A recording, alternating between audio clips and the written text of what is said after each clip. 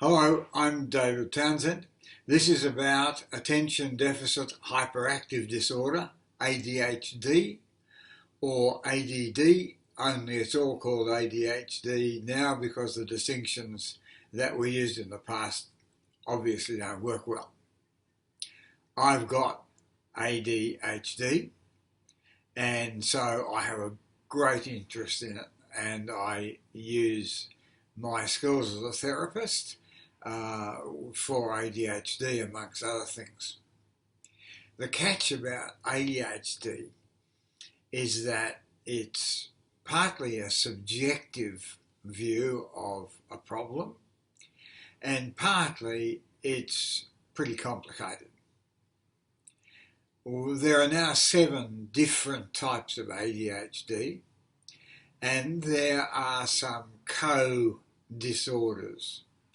obsessional compulsive, oppositional defiant, most of Asperger's, and some overlap with bipolar.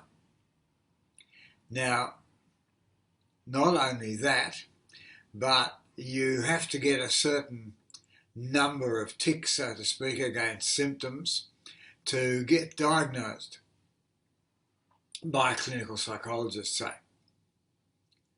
But lots of people are almost diagnosable, but not quite, and so some psychologists simply won't treat them. So Dr. Hallowell, who's an ADHD expert, proposed that we fit it all into VAST, which is variable attention stimulus traits. But even that doesn't do it for me. I guess you've got to have an acronym about a disease these days, VAST. The thing is that the whole business gets seriously misunderstood and has been from the beginning. We got labelled as attention deficit school teachers because children weren't attending to them. Attention deficit, it's rubbish. We're very attentive. We just don't happen to be attending to school teachers sometimes. And then the labels for psychology gets inattentive. It's wrong. We're super attentive. We attend to what interests us, which might be the teacher and the subject in school or our job, or what we're doing, driving even. But it might be something completely different, and that might be something outside us we're observing, or something inside us we're attending to. We're very attentive. There's no deficit. And we're not all hyperactive in the ordinary sense of the word. We don't all run around like lunatics. Most of us have got hyperactive brains for reasons I'll come to. Some, a percentage not, much slower. But we have this difficulty of describing what's going on because there's a lot of problems. There's also great advantages. And it's a bit like this. You can imagine there's a great spread of human activity. We've got different behaviours. And none of us are the same. Some up, some down, some a little up, some a little down, some way up. Diagnosis, ADHD, hyperactive. Some way down, internal depressive. Enough down, diagnosis ADHD, and mistaken for depression, ordinary depression, mistaken for mania.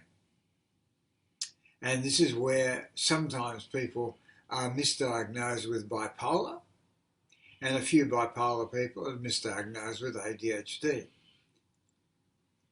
The assessment can be quite difficult.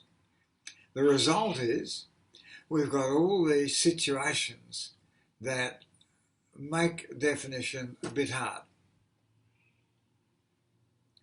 The problem at school is, and I've been a teacher, so this is from the horse's mouth, the class of, say, 25 children, boys more than girls, but let's say 25 boys for figures, on average, 2 of them will have diagnosable ADHD.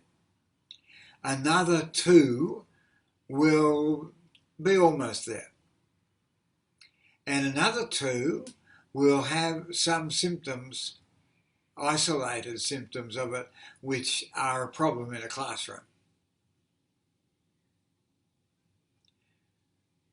On average, we with ADHD are of a slightly higher intelligence level, and we have a vast variety of behaviours. So in a school classroom, some children have got to be allowed to move. They cannot. It's not physically, mentally possible for them to be still. Others super daydream. They've got to be pulled back into some level of attention sometimes. And it's confused by the fact that it's not what the child wants to attend to, it's also how interesting the teacher is and makes the subject. So you can have a child who is absolutely hopeless at maths one year. Next year, different teacher. Oh, they're brilliant. Practically at the top of the class. Maybe the top. Why? Because that's how our brains work. And there's a reason. ADHD is basically a disturbance of dopamine and serotonin, neurotransmitters in the brain. And the big effect of dopamine's a marvellous stuff. It does all sorts of wonderful things in our life, including having us feel good. But it also cuts down interference in the frontal lobes. It restricts what we call wandering, distracted thoughts. And we haven't got enough of it, so we get very distracted. And this is the problem about distraction. Unless you've got ADHD, this is hard to understand.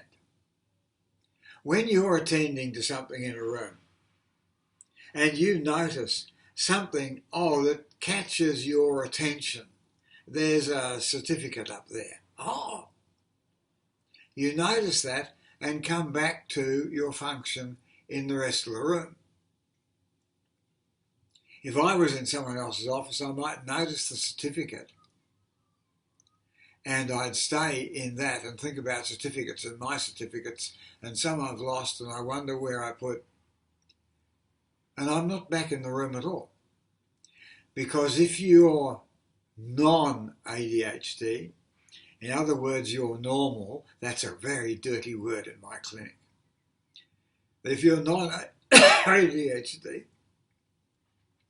then excuse me, you have residual awareness, it's called.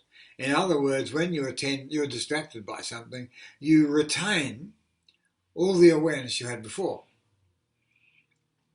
I don't have that. If I get distracted by something, I've lost everything. I'm in a new world. And if you haven't experienced that, it's probably hard to imagine. Hard to imagine even. But that's one of the things we've got. Now, the gift of ADHD is that what I get attending into is quite powerful. And we call it the gift. So I'm better at one thing, maybe a little group of things, than other people. I'm really good at hypnosis. I write short stories. I'm fascinated by hydrangeas. I know a lot about them. I've grown them. We don't have a nursery anymore, but I've got 60 different types of hydrangeas out in the garden. We do that stuff. There we are. Focus depends on attention, and we tend to lose the other things.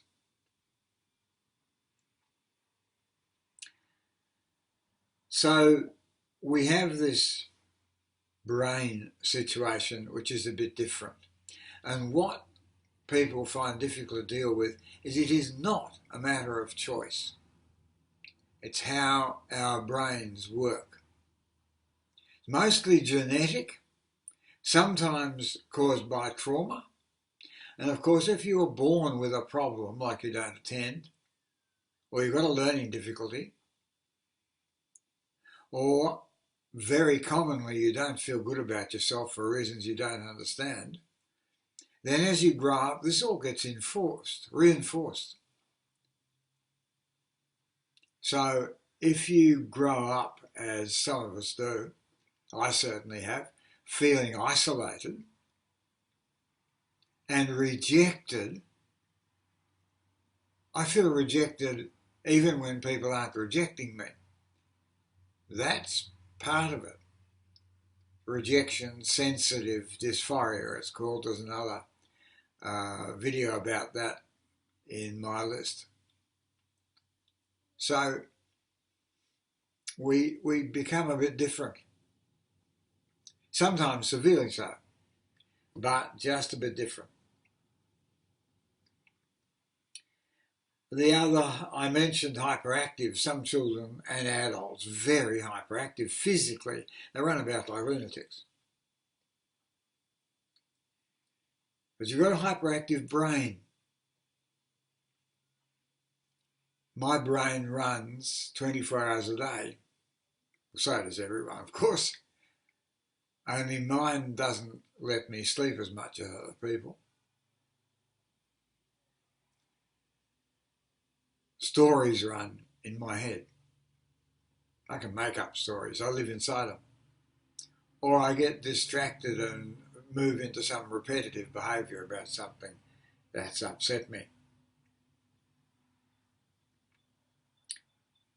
Some of us, this problem feeling inside we start with, we're a bit different. One of the problems about that is as we get older, anything that makes us feel better than that can become part of our life, which is why we're more addictive, but also why some of us engage in quite risky behaviour. We feel better. Some of us don't do that at all. Some of us, because of the rejection, go inside ourselves and we make very little contact with anyone at all. We're all different. That's why diagnosis becomes a problem, and the real diagnosis of children involves not only testing the children, but talking to the parents, maybe some other relatives, other teachers, other kids at school, whatever, because we're tracking down some differences in behaviour. Now, I will talk about all of this some more. There's a lot of it. But right now, I have a website called ADHDsetfree.com.